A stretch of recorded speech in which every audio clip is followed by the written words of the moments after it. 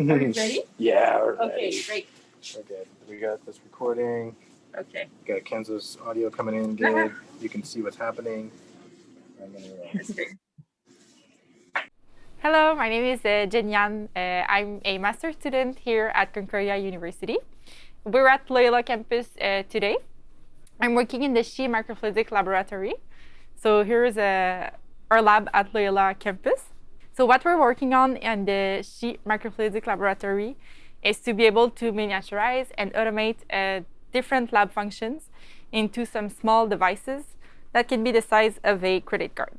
So what I'm working on specifically is to reproduce an organ on a small chip like this. I'm working to reproduce the human intestine as an in vitro model on a small device. So today I'll be walking you a little bit through what I'm doing in order to achieve this goal. So in the first step, I will be doing the channels layers. So for this, I'm using a type of silicon polymer, which we call PDMS. So this type of material is the same that we use, for example, for different implants, for example, breast implants.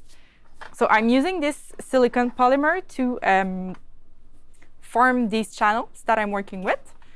We use these kind of mold that have the channels that we want or any feature that you want, basically. You can pour the silicon polymer in its liquid form, and it will polymerize onto this. And then you have this solid flexible material. It's biocompatible. Again, it's used in different other applications. So 1 milliliters is 1,000 microliters. So microliters are very small. So when we have a channel like this, for example, this one that I showed before, 5 microliters can fit in this. So it's a very small volume in the channel. So when we have less volume like this, we need less reagent, we need less samples. So that's very a big advantage in the lab space. So here I'm making this silicon polymer. So for this, I'm mixing, we can use different ratio. So now I'm going to be mixing in a specific ratio of the polymerization agent and the uncured polymer. So this polymer doesn't have any features in it. So I'm going to pour this over this silicon wafer, which we basically call a mold. So in this wafer, we have the different features that we want. And when we pour this polymer into this mold, we let cure the polymer, and then we get the features we want in this polymer once it solidifies. Our intestine is enclosed by a cell wall, right? This is what separates the intestine from the blood vessels, from the rest of the body. So these cells that are forming the cell wall in between the intestine and the rest of the body are the cells that I'm using. So these cells are very particular because they can differentiate into different lineages, but they can also form a 3D structure. So this is a little bit, for those who are familiar with this, it's called the villi. So it's really forming a shape like this. It's forming like a crypt and villi axis. So it's like an S shape, but inverted.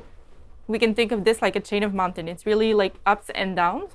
And this is just to increase like the absorption of different nutrients in the intestine, different drugs, different molecules that can be absorbed by the intestine, can be afterwards flown into the blood vessels. So the bottom of my channel is closed by a thin porous membrane in the same material, so this silicone material. So we have 2 channels that are superimposed in this device, both separated by this thin membrane, so we can evaluate anything basically that passes through these cells, right? Because we can collect from the bottom chamber, and we have the cells on the top chamber. Okay, so now I'm mixing the two. After I weighted both the reagents, I'm mixing them together. So I mix the curing agent with the polymer base. So now the next step after degassing our mixture, so removing all the air bubbles, is to pour into our mold, which is like a stem for these PDMS pieces after, these silicon pieces. So here, the features that I have on my mold they're pretty high for the microfluidic scale, but they're not so high for any other experiment scale. So they are 150 micron high. 1 millimeters is 1,000 microns. So these channels are not so high. So I'm just pouring this like this. So normally all the air bubbles would have been removed before by pumping them out with the desiccator. So then this polymer, we can bake it in the oven at 65 degrees for 2 to 3 hours, depending on the thickness. Then here I have one that's been baked before, and then it's been cooled down also to room temperature. I can use this one now. So what I would be doing after all these steps would be to, first of all, unmold the whole thing. And then I can cut the different pieces that I have. Because on this mold, I have channels to make more than one chip, right? So I can cut these pieces and make several chips with this type of mold. It's a very flexible material, super easy to cut through. So here is what we got. We don't see them well, but we have the features all enclosed into this silicone. And now we can use a cutter on a mat and to be able to cut our little pieces. So once you seed your cells and you do this whole procedure, you need to wait at least 1 day to make sure if it worked well or not. So I would say this is something that I can do every 2 days. So I have a straight channel. I have an inlet in the channel, and I have an outlet in which I plug different tubing in order to be able to flow any liquid that I want to flow, any reagent, anything basically. If you want to try a drug on your Gagnon chip, you can flow this drug in here. So in order to have the holes to put my tubing in, I need to punch them with this little puncher here. Now, once I punched the holes, the 2 holes, so the 1 hole for the inlet to flow anything in there, 1 hole for the outlet to be able to collect anything we want from our channels. I use some tape like this just to remove the dust particles in here. After removing the dust by using the tape, I put my different pieces that I want to bond into ethanol, 70% ethanol, in order to clean, disinfect everything. So the chips or anything you use with human cells needs to be very sterile. So I put them in here. I would also put anything that I'm using to assemble my chip. So for example, I'm using microscopy slides to assemble my chip on. So I would be doing the same process with it, so I can put them all in the same Falcon tube. Okay, and then I would be sonicating this. So sonication is it's composed of a water bath, the ones that we're using, the sonicator. And it's using the sound energy to agitate the particles really well. So I'm using this to make sure that the ethanol gets in everywhere and cleans all the surfaces that I need.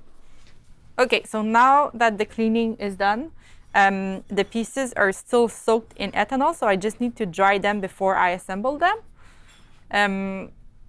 So here is what I'm going to do. I'm going to be using the air, holding every pieces, drying them on the air, and then quickly putting them in a closed dish in order, again, for them not to get dirty in the meantime.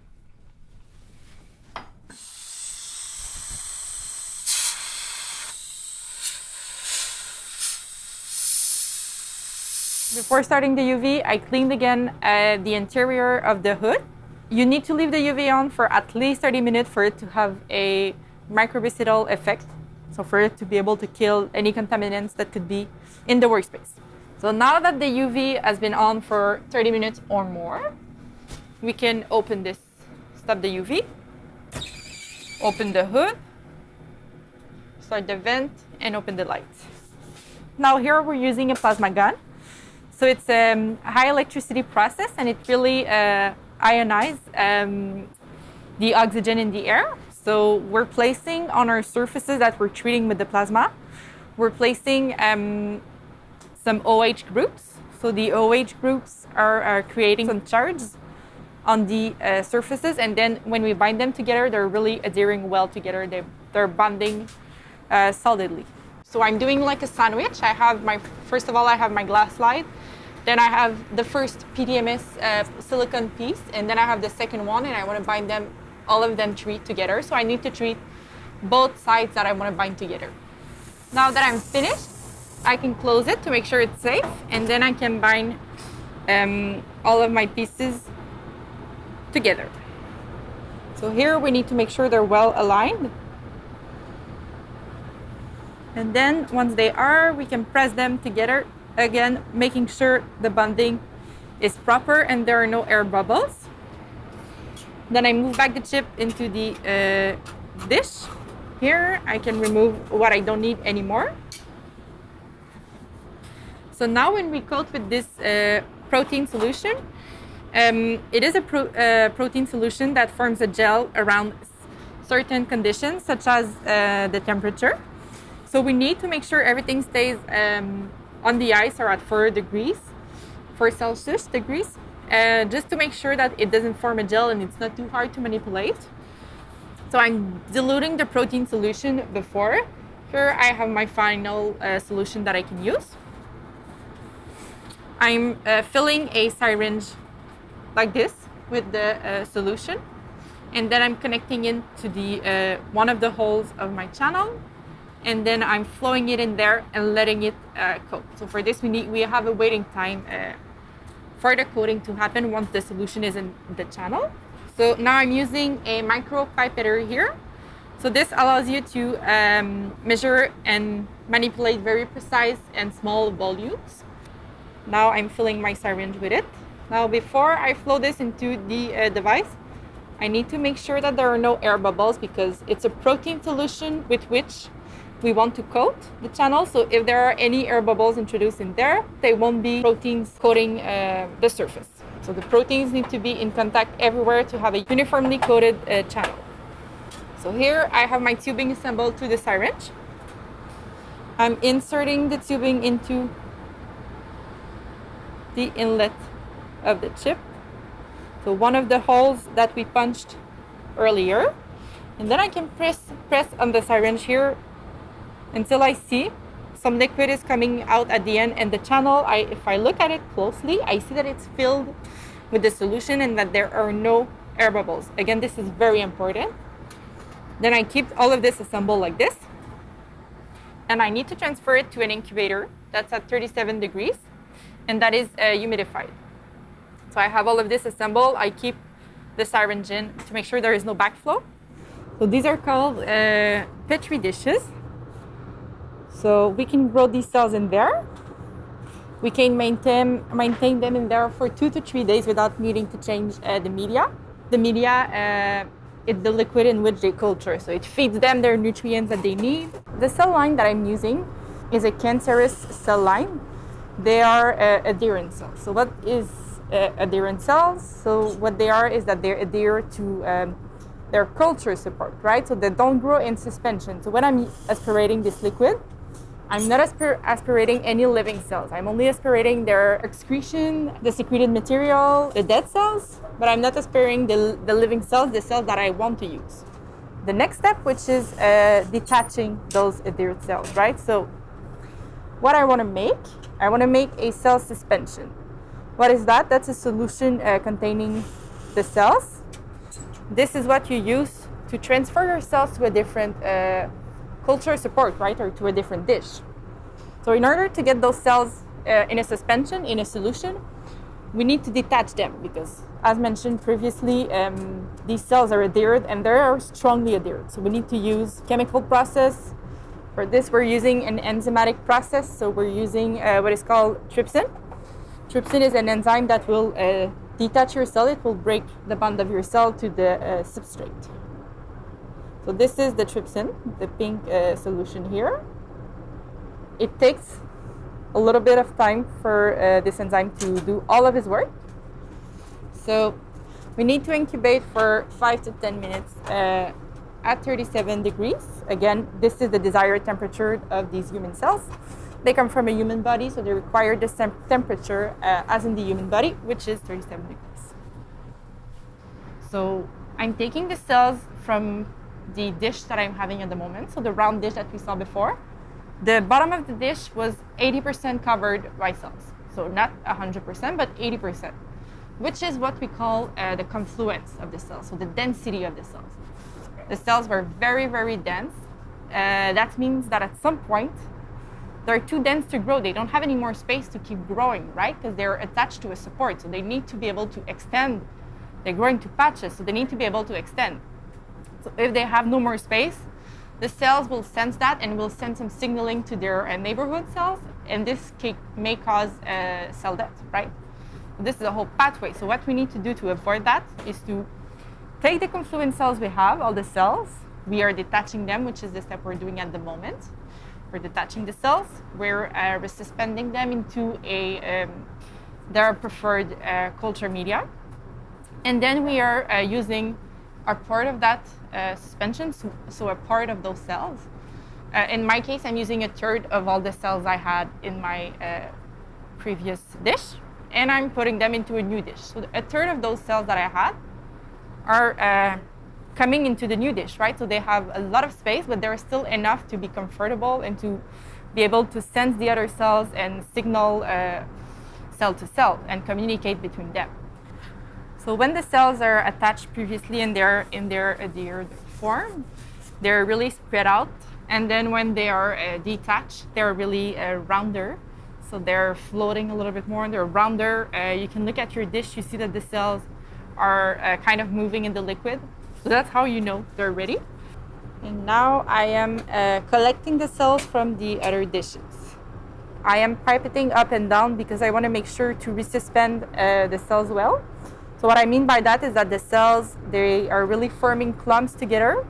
They're adhering together, they're grouping together. So I want to make sure to have the most possible a uniform cell solution. So I want to resuspend to be able to separate all those clumps and to be able to have a suspension. So the ideal cell suspension would be to have just single cells. So no cells would be attached together. So that way you know that your concentration is right, you know that you're putting the good amount of cells, and each cells will be growing on the support and not on top of each other. So I will have to centrifuge this solution to collect all the cells. So when you centrifuge, what you get is that all your cells are precipitated at the bottom of your tube.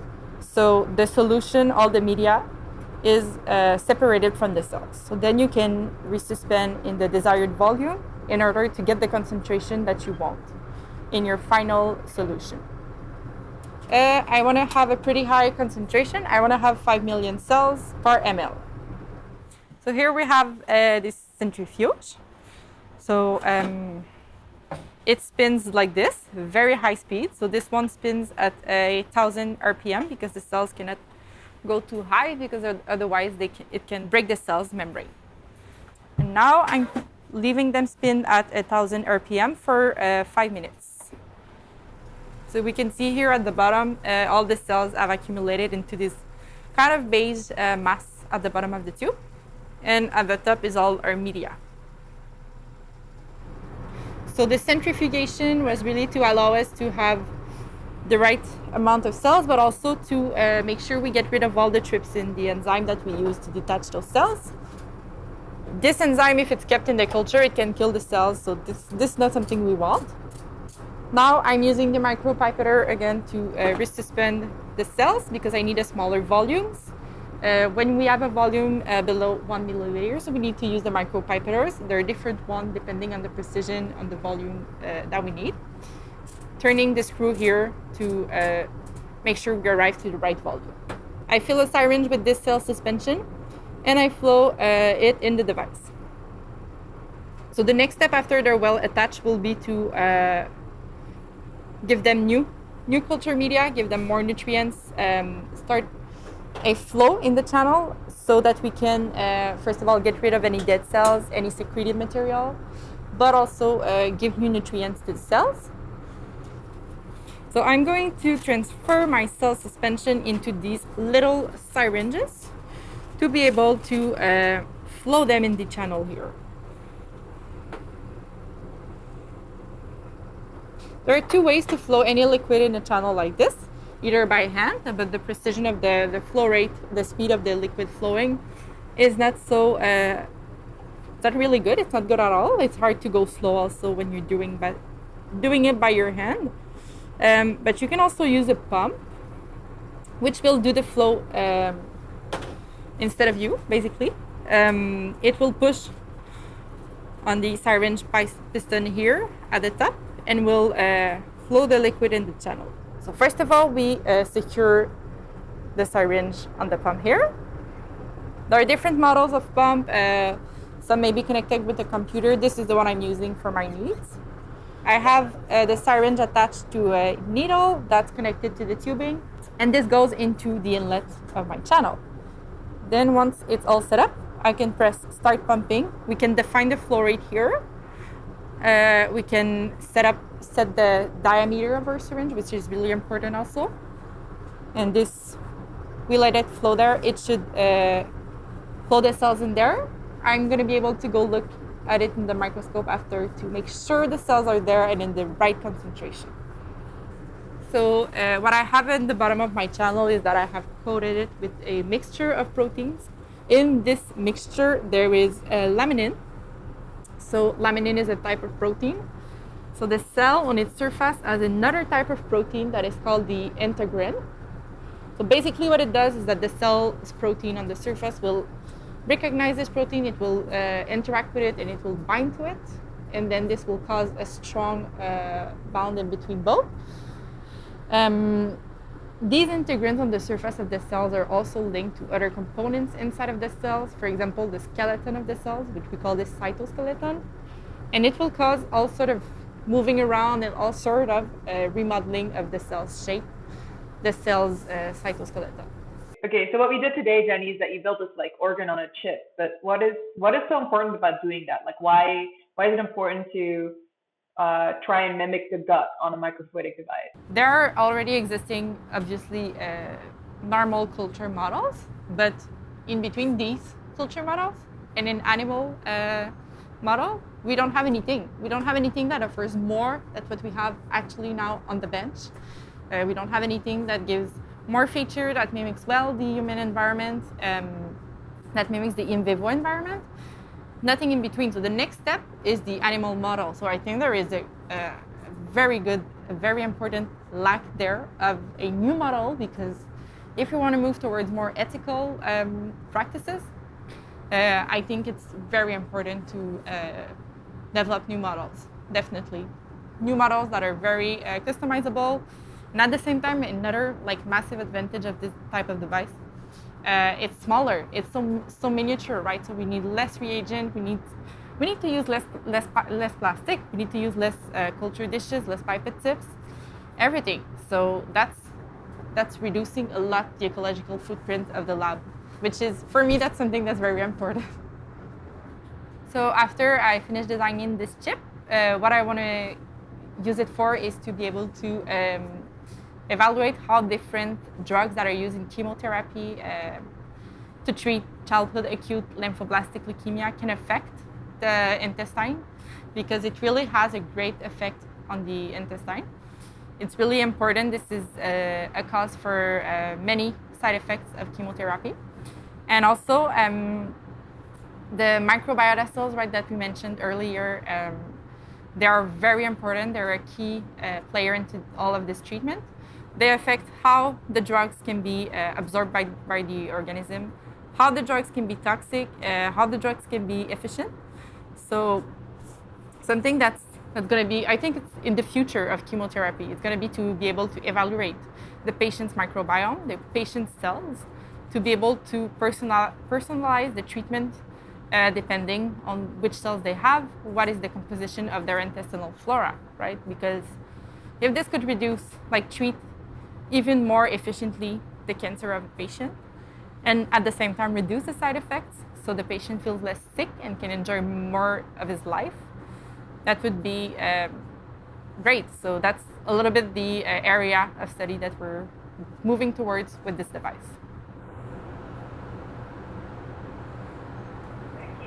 Okay.